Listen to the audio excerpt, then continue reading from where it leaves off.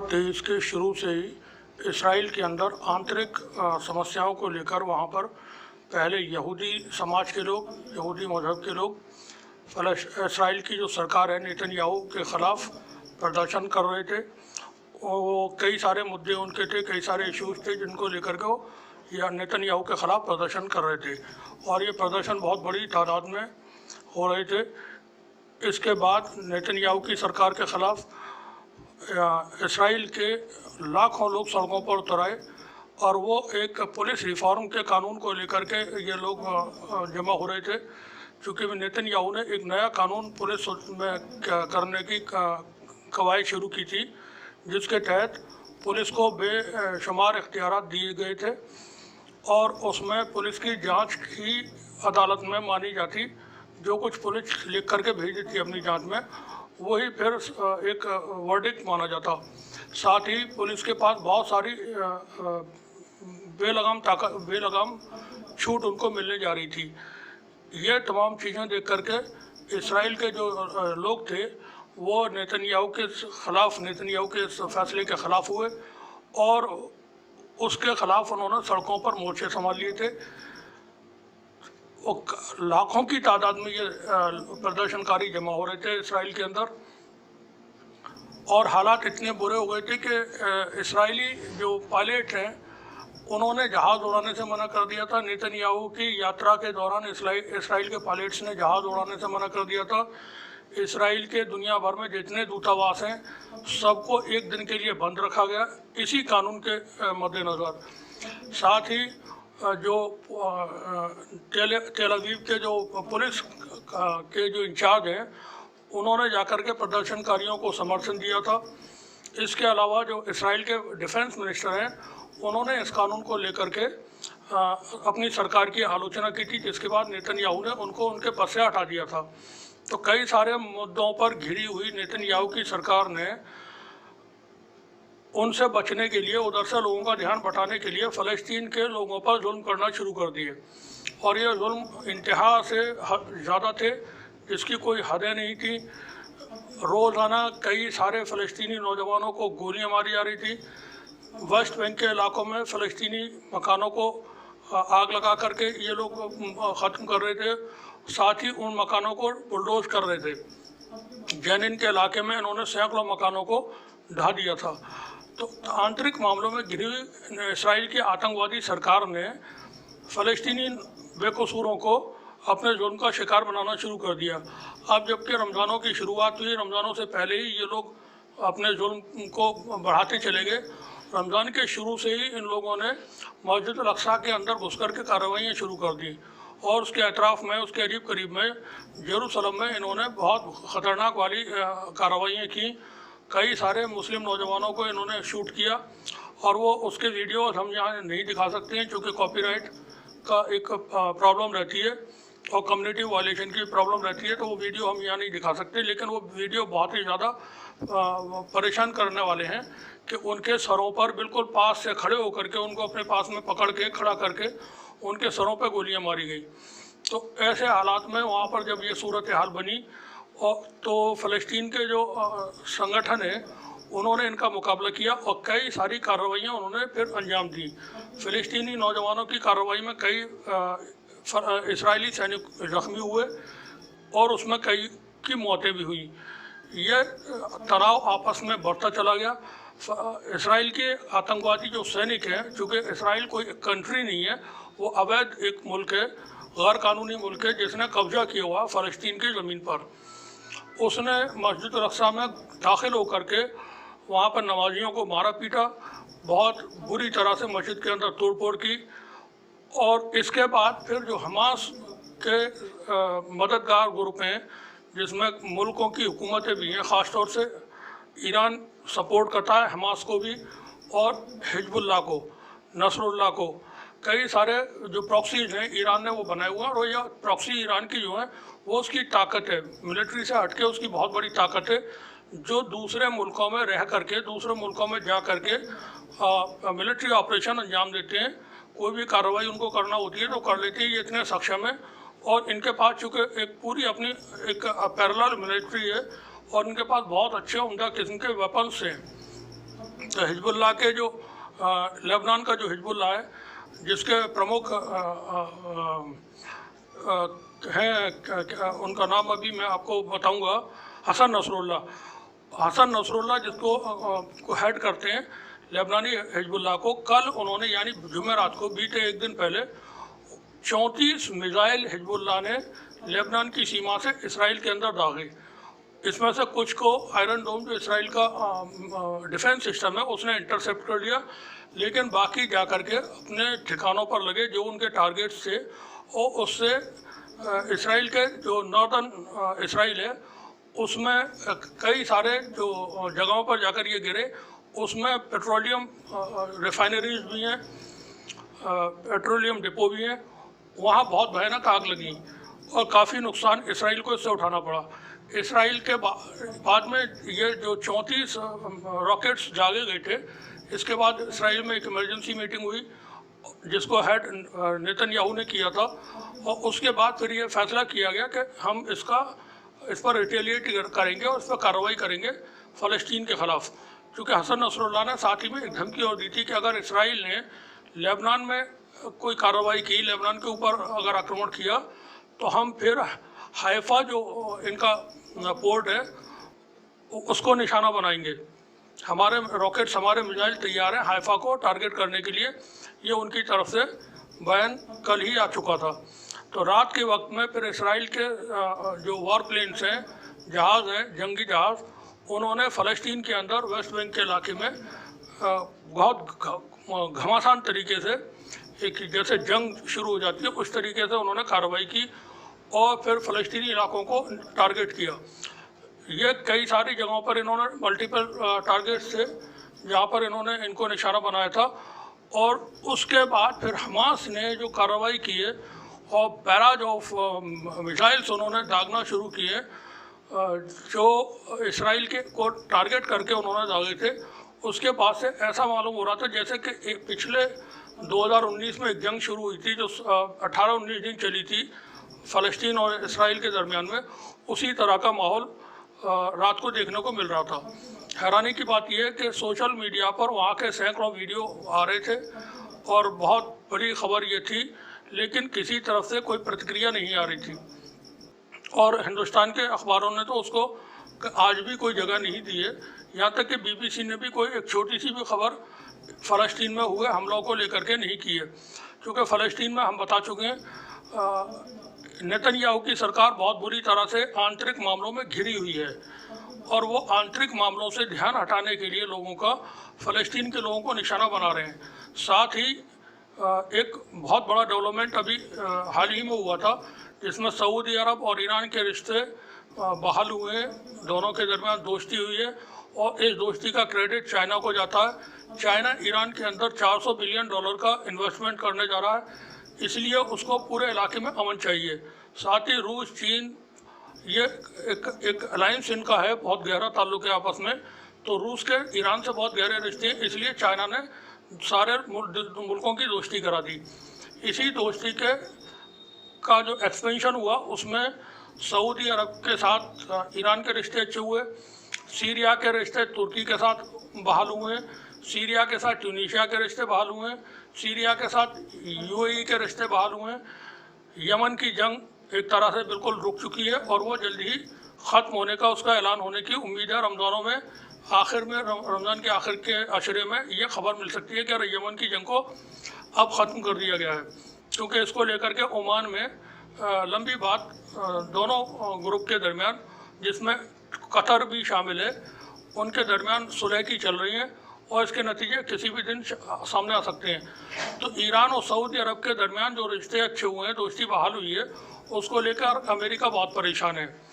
OPEC देशों के ऊपर अमेरिका मुसलसल एक लंबे वक्त से दबाव बनाया हुआ था कि वो ऑयल का जो प्रोडक्शन है उसमें उसको बढ़ा दें ताकि इंटरनेशनल मार्केट में तेल की कीमतें कम हो जाएं। लेकिन सऊदी अरब ने अमेरिका की इस डिमांड को नहीं माना। साथ ही एक दिन पहले, अभी यानी कि बुधवार को, सऊदी क्राउन प्रिंस ने एक बयान जारी सऊदी अरब की तरफ से हुआ जिसमें यह था कि अब हम अमेरिका के साथ अपने रिश्तों को बहुत सीमित कर लेंगे। तो इन चीज़ों को देख करके अमेरिका बहुत परेशान है कि चाइना और रूस का दखल अरब के इलाके में, वेस्ट एशिया में बढ़ रहा है, और तमाम देश जो उसके कभी हामी हुआ करते थे, उसकी हामी हमें लाने वाले हुआ करते थे, अब वो उसके साथ नहीं रहे हैं। इन तमाम चीज़ों को देख करके अरब के अंदर अमेरिका, इसराइल और यूके, हम पिछले वीडियोज़ में भी कई बार बता चुके हैं कि दुनिया में कहीं भी आतंकवाद, कहीं भी अगर जंगें होती हैं तो उसका करता धरता यूके होता है। सारी प्लानिंग यूके के अंदर तैयार होती है। जितना प्रोपेगेंडा एंटी मुस्लिम्स देखने को मिलता है, चाहे वो भारत के समाचार चैनलों पर भी आपको गालियाँ बकते हुए जो लोग नज़र आते हैं, तो ये सारे के सारे गाइडलाइंस यूके से मिलती है उनको इम्प्लीमेंट करते हैं अमेरिका और इसराइल और स्पेन, इटली, पोलैंड, ये तमाम देश मिल करके। क्योंकि यहाँ पर एक चीज़ है जो फ़िलहाल हम उस पर बहुत ज़्यादा बात नहीं करेंगे। क्रिश्चियनिटी और यहूदियों में क्रिश्चियनिटी में दो ग्रुप हैं, ऑर्थोडॉक्स और प्रोटेस्टेंट। तो जो ऑर्थोडॉक्स चर्च है वो अगेंस्ट मुस्लिम्स बहुत ज़्यादा एग्रेसिव रहता है, और यूके उसका एक तरह से हेड है, और बाकी जो उसके चर्च वगैरह हैं वो वेटिकन सिटी में है। तो ये एक लॉबी है पूरी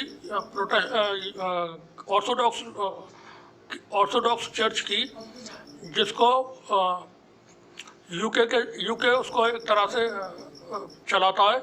तो वो लॉबी मिलकर के दुनिया में जहाँ जंगें शुरू होना होती हैं उसकी प्लानिंग करती है, कहाँ आतंकवाद फैलाना उसकी प्लानिंग करते हैं, और फिर अमेरिका वगैरह मिलकर के जो उनके अपने सहयोगी देश हैं वो ये सारी चीज़ें करते हैं। अब अमेरिका और यूके की कोशिश ये कि किसी तरह से अरब के अंदर ये जो जंगें, पहली मर्तबा ऐसा हुआ है कि अरब के अंदर बहुत पीस अब इस वक्त कायम हुई है, और वो रूस और चीन और तुर्की, इनके कोशिशों से हुई है। तो अमेरिका की कोशिश है कि किसी भी तरह से किसी भी मुद्दे को लेकर के एक जंग अरब के अंदर शुरू की जाए, और उस जंग को उकसाने के लिए इसराइल को इन्होंने फ़िलहाल आगे बढ़ाया हुआ है। साथ ही अपने आंतरिक मामलों से भी इस तरह से वो ध्यान, इसराइल का जो प्रधानमंत्री है नेतन्याहू, वो अपना ध्यान लोगों का ध्यान इन समस्याओं से जो हो रही हैं वहाँ पर उसके खिलाफ प्रदर्शन हो रहे हैं उससे हटा सकता है। क्योंकि प्रदर्शन इस लेवल के थे कि नेतन्याहू का जो निजी आवास है, सरकारी आवास, प्रदर्शनकारियों ने पिछले सप्ताह उसको घेर लिया था, और नेतन्याहू के परिवार को सेना के जरिए सुरक्षित तरीके से वहाँ से निकाला गया था, और रात को ही ले जाकर के उनको मिलिट्री हेडक्वार्टर में रखा गया था। तमाम रास्ते जितने एयरपोर्ट्स को जाते हैं वो प्रदर्शनकारियों ने ब्लॉक कर दिए थे। पूरे मुल्क के तमाम नेशनल हाईवे इसराइल के उन्होंने ब्लॉक कर दिए थे। कुल मिलाकर के वहाँ पर एक जैसे सिविल वॉर हो जाती है और अनसर्टेनिटी का माहौल था। उन तमाम मुद्दों से ध्यान भटकाने के लिए इसराइल की तरफ से लगातार एग्रेसिव कार्रवाइयाँ हो रही हैं फ़लस्तीनियों के ख़िलाफ़। अब जब फ़लस्तीन के पक्ष में हिजबुल्लाह की तरफ से कल कार्रवाई की गई थी, जिसमें 34 रॉकेट हमने बताया था दागे थे, उसके बाद इन्होंने रात को वहाँ पर बहुत ख़तरनाक वाले हमले किए, और जिसमें वेस्ट बैंक के इलाकों को ख़ास तौर से निशाना बनाया गया। इनमें अभी तक नुकसानात की बहुत ज़्यादा खबरें नहीं मिली हैं, लेकिन जो टारगेट्स थे वो बहुत ज़्यादा ख़तरनाक थे। क्योंकि लाइव वीडियोज़ वहाँ के लोगों ने शेयर किए हुए हैं ट्विटर पे, तो कुछ वीडियोज़ हम इस रिपोर्ट के आखिर में आपको दिखाने की भी कोशिश करेंगे। साथ ही ये बता दें एक बार और कि अरब देशों के अंदर ईरान, सऊदी अरब, ये दोनों ही बड़े मुल्क हैं, और ईरान चूँकि फ़लस्तीन का हमेशा से सपोर्ट करता रहा है, सऊदी अरब के कुछ रिश्ते और यूएई के कुछ रिश्ते, ओमान के कुछ रिश्ते इसराइल से बने थे जिस वक्त डोनाल्ड ट्रंप अमेरिका का राष्ट्रपति हुआ करता था। डोनाल्ड ट्रंप का जो दामाद है जैरेड कुशनर, वो उन दिनों मध्य एशिया की पॉलिसीज़ को देखता था, और उसके ज़रिए इन देशों के आपस में रिश्ते बनवाए गए थे। लेकिन अब बाइडेन के एडमिनिस्ट्रेशन में वो रिश्ते वैसे नहीं रहे हैं, और चूँकि अब ईरान और सऊदी अरब आपस में करीब आ गए हैं, सीरिया और सऊदी अरब करीब आ गए हैं। तो ऐसे में सऊदी अरब की तरफ से भी इसराइल के ख़िलाफ़ बहुत सख्त बयान, बहुत सख्त चेतावनी जारी हुई थी और उन्होंने कहा था हम जो कुछ भी फ़लस्तीन के अंदर हो रहा है, मस्जिद अल-अक़सा के में जो कुछ तोड़फोड़ हो रही है और फ़लस्तीनियों के साथ जो कुछ ये कार्रवाइयाँ इसराइल कर रहा है, हम उस पर नज़र बनाए हुए हैं। साथ ही संयुक्त राष्ट्र की आपातकाल बैठक बुलाने के लिए भी उन्होंने आह्वान किया था और इसराइल की कार्रवाई की सऊदी अरब ने घोर निंदा की थी। ये एक दिन पहले की बात है।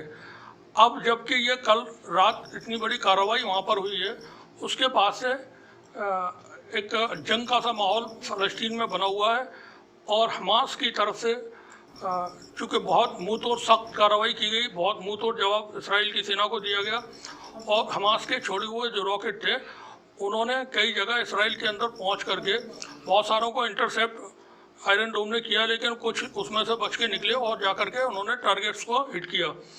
ऐसे में जॉर्डन की तरफ से बहुत ही सख्त बयान इसराइल के ख़िलाफ़ आया है और ये रिपोर्ट हम आपको बताते हैं कि जोनी सैनिकों ने नमाजियों पर हमला करके अंतर्राष्ट्रीय कानूनों का उल्लंघन किया है। इसराइल क्षेत्र को तबाही की ओर ले जा रहा है, ये जॉर्डन का मानना है। जॉर्डन के विदेश मंत्री एयान असदफी ने कहा कि उनका देश चिंता के साथ मस्जिद अल-अक़सा में होने वाले परिवर्तनों पर नज़र रखे हुए है और हिंसा केवल हिंसा में वृद्धि का कारण बनेगी। अल जज़ीरा के साथ उन्होंने एक इंटरव्यू में कहा कि ज़ियोनी शासन अपनी कार्रवाइयों से क्षेत्र को तबाही की ओर ले जा रहा है। उन्होंने कहा कि जॉर्डन चिंता के साथ मस्जिद अल-अक़सा की घटनाओं पर नज़र रखे हुए है और ज़ियोनी शासन ने इस पवित्र स्थल में नमाजियों पर जो हमला किया है उसका कोई औचित्य नहीं है। एयान अफसदी ने कहा कि हिंसा केवल हिंसा का कारण बनेगी और जॉर्डन हिंसा को रोकने के लिए जो कर सकता है करेगा, परंतु केवल जॉर्डन का प्रयास काफ़ी नहीं है और इन हालात पर यानी अधिग्रहण की को समाप्त करने के लिए विश्व समुदाय को गंभीरता से प्रयास करना चाहिए। उन्होंने कहा कि मस्जिद अल-अक़सा में जो घटनाएं हो रही हैं उसका कारण इस विवाद के राजनीतिक समाधान को न होना है। इसी प्रकार जॉर्डन के विदेश मंत्री ने कहा कि इसराइली सैनिकों ने मस्जिद अल-अक़सा में नमाजियों पर हमला करके अंतर्राष्ट्रीय कानूनों का उल्लंघन किया है। यूनानी सैनिकों ने बुधवार की सुबह को मस्जिद अल-अक़सा के प्रांगण यानी जो सहन है उसमें हमला करके नमाजियों को ऐसी स्थिति में मारा पीटा जब पवित्र स्थल के प्रबंधन की जिम्मेदारी जॉर्डन सरकार की है।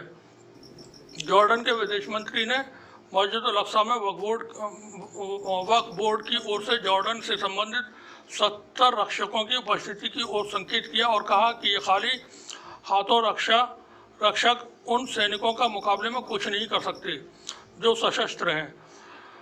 इसी तरह से ईरान की तरफ से भी इस पर प्रतिक्रिया आई है। हम बता चुके हैं कि सऊदी अरब ने एक दिन पहले ही बहुत सख्त बयान जारी किया था। ईरान ने भी जो इसराइल की तरफ से रात कार्रवाई की गई है उस पर बयान जारी किया है। ईरानी विदेश मंत्रालय के प्रवक्ता ने दक्षिण लेबनान और गाजा पट्टी पर ज़ियोनी शासन के हमलों की तीव्र भर्त्सना की है। विदेश मंत्रालय के प्रवक्ता नासिर कनानी ने ज़ियोनी शासन के हमलों को रोकने के लिए विश्व समुदाय और अंतर्राष्ट्रीय संगठनों व संस्थाओं की ओर से प्रभावी प्रतिक्रिया दिखाए जाने की मांग की है। रिपोर्ट के मुताबिक ज़ियोनियों के युद्धक विमानों ने आज सुबह भी, आपको बता दें कि आज सुबह जुमे की सुबह को भी गाजा पट्टी पर बमबारी की और 10 जो टारगेट थे दक्षिण लेबनान की तरफ उन पर भी उन्होंने कार्रवाई की है। इस पर ईरानी जो विदेश मंत्रालय है उनके प्रवक्ता ने ज़ियोनियों द्वारा मस्जिद अल-अक़सा का अनादर जारी रखने और नमाजियों पर ज़ियोनी सैनिकों के हमलों को अंतर्राष्ट्रीय सिद्धांतों व कानून का खुला उल्लंघन बताया। नासिर कनानी ने इससे पहले भी ज़ियोनियों द्वारा मस्जिद अल-अक़सा के अनादर की भर्त्सना की थी। इस बीच लेबनान के विदेश मंत्री अब्दुल्ला बहूबी ने भी शुक्रवार को ऐलान किया कि दक्षिणी लेबनान पर ज़ियोनी शासन के हमलों के बाद सुरक्षा परिषद में उसकी शिकायत की गई है। यहाँ पर ट्विटर पर बहुत सारे वीडियो हैं। हम कुछ वीडियो जो कॉपीराइट और कम्युनिटी वायलेशन का में नहीं आते हैं उनको दिखाने की कोशिश करेंगे। यहाँ नरगिस बानोआ उन्होंने लिखा है कि फजर की नमाज के दौरान इजरायली फोर्सेज ने नमाजियों को धक्के देकर बाहर निकाला और वो थोड़ा सा यहाँ पर गुस्से में लिखते हैं कि ये वीडियो 56 मुस्लिम देशों के मुंह पर तमाचा जो जुल्म देख कर भी अनदेखा करते हैं। इसी तरह से अलीशा खान है, उन्होंने लिखा है, ये 15 घंटे पहले का ट्वीट है, यानी कि पिछली रात का ट्वीट है। Israel terrorists have just launched a series of air strikes on multiple locations in Gaza, Palestine। साथ ही ये फ़लस्तीन ऑनलाइन है, तो उनका ट्वीट है, Israeli occupation warplanes renew their air strikes on centre of Gaza strip. साथ ही यहाँ पर और बहुत सारे ट्वीट हैं। मोहम्मद शाह आलम है, उन्होंने भी लिखा है कि Israeli terrorist are still attacking on Gaza. साथ ही यहाँ पर कुल मिलाकर के बहुत सारे लोगों ने अपनी अपने जो प्रतिक्रिया हैं, अपने व्यूज़ हैं, वो ट्विटर पर किए हैं, जाहिर किए हैं। तो हम जैसा कि बताया कि इसराइल का जो आतंकवादी प्रधानमंत्री है नेतन्याहू, वो पूरी तरह से इस वक्त अपने अंदरूनी मामलों में फंसा हुआ है और ईरान और सऊदी अरब की जो दोस्ती है वो अमेरिका की आंखों में खटक रही है। इन तमाम चीज़ों से ध्यान हटाने के लिए अरब के इलाके में एक नई जंग शुरू करने के लिए अमेरिका, यूके और इसराइल और इनके जो समर्थक देश हैं वो गुंजाइश तलाश कर रहे हैं कि किसी तरह से ऐसा माहौल बन जाए कि अरब में कहीं कोई एक युद्ध शुरू हो जाए। ईरान इनके टारगेट पर है, लेकिन चूँकि ईरान एक बड़ा मुल्क है और एरिया के हिसाब से इराक से तकरीबन 3 गुना बड़ा है और इसराइल और ईरान के दरमियान तकरीबन 2400 किलोमीटर की दूरी है। ऐसे में इसराइल के जो मंसूबे हैं ईरान के ख़िलाफ़ आसानी से कामयाब नहीं हो सकते। वहीं चूँकि हम बता चुके हैं कि ईरान की जो ताकत है, ईरान के पास न्यूक्लियर वेपन्स हैं, ये तमाम मुल्क समझते हैं। वहीं सऊदी अरब के पास भी न्यूक्लियर पावर है, लेकिन अनडिक्लेयर्ड है। ईरान के पास चूँकि इस तरह की रिपोर्टें आ चुकी हैं कि वो किसी भी वक्त 12 घंटे के अंदर, 8 घंटे के अंदर भी एटम बम बना सकता है और ज़रूरत पड़ने पर 24 घंटे के अंदर न्यूक्लियर बम का ब्लास्ट कर सके वो परीक्षण कर सकता है। तो चूँकि इस तरह की रिपोर्ट पहले से भी आती रही है कि ईरान ने नॉर्थ कोरिया से और पाकिस्तान से ये सारी टेक्नोलॉजी बहुत पहले हासिल कर ली थी। वहीं रिपोर्ट्स इस तरह की भी हैं कि सऊदी अरब ने तैयारशुदा जो न्यूक्लियर वॉरहेड्स हैं वो पाकिस्तान से असेंबल किए हैं। तो अब इसमें जो भी सच्चाइयाँ हैं उसको अभी नहीं कह सकते, लेकिन बता दें कि इसराइल के जो पूर्व प्रधानमंत्री हैं उसने अभी ट्विटर पे एक ट्वीट करके इकरार किया था कि इसराइल के पास यहूद बराक उनका नाम है, उसने एतराफ़ किया था, उसने बताया था कि इसराइल के पास न्यूक्लियर पावर मौजूद है, न्यूक्लियर बॉम्ब्स मौजूद हैं। तो अगर कोई एस्केलेशन, कोई अगर जंग होती है तो ये जंग वहाँ पर बहुत ज़्यादा खूनरेज़ होगी, बहुत ज़्यादा नुकसानात होंगे। और चूँकि फ़लस्तीन में एक लंबे वक्त से 70-75 सालों से जंग चली रही है, तो इसका नुकसान फ़लस्तीनी अवाम को हमेशा उठाना पड़ता है। वहाँ पर बेकसूर लोगों की जानें जाती हैं। इसराइल को पूरी दुनिया के जो भी मुल्क हैं, यूरोप के मुल्क हैं, अमेरिका है, वो सभी उसकी मदद करते हैं और उसको अपनी सरकारों की तरफ से पूरा एक बजट भी प्रोवाइड कराते हैं। तो हालात कुल मिलाकर के फ़लस्तीन के अच्छे नहीं है। इस वक्त वहाँ पर जंग का सा माहौल है और किसी भी वक्त ये जंग एक बड़ी जंग में तब्दील हो सकती है। कुछ वीडियोज़ हैं इसके आखिर में, रिपोर्ट के आखिर में, वो आप देख सकते हैं कि किस तरह का वहाँ पर हालात हैं। हमारी आपसे फिर एक रिक्वेस्ट है कि हमारी रिपोर्ट्स में अगर कहीं कोई कमी आपको नज़र आए, कोई गलती नज़र आए, तो प्लीज़ आप उसको हमें कमेंट बॉक्स में ज़रूर बताएं ताकि हम आइंदा आने वाली अपनी रिपोर्ट्स में उनमें सुधार कर सकें। शुक्रिया आपका। हम देखते रहिए टीचिंग न्यूज़।